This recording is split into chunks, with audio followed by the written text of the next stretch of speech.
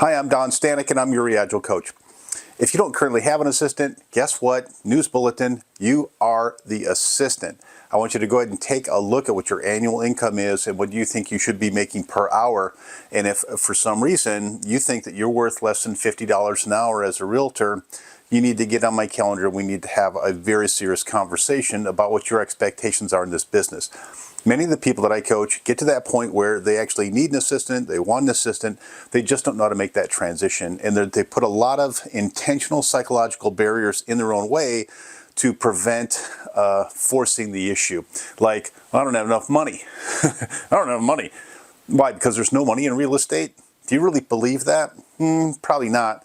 Or, I had an assistant, it didn't work out very well because I had all this, it was a full-time job just keeping that person busy.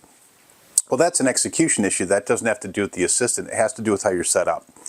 You need to get on my calendar so we can talk about some system and some process and how are you going to start transitioning some of these things that you're doing over to someone else that should be doing them.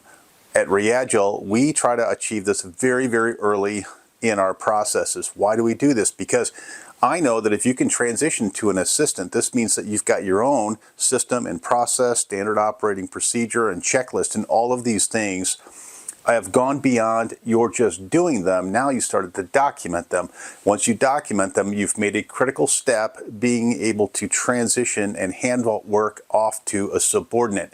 If you don't think you're worth 50 bucks an hour or more, I don't know, I just don't think I can help you. But I think you should be making 200, 300, 500,000. I think you should be making seven figures. If you're not, and you're struggling with how do I negotiate getting this assistant on board, get on my calendar. Let's get this done together.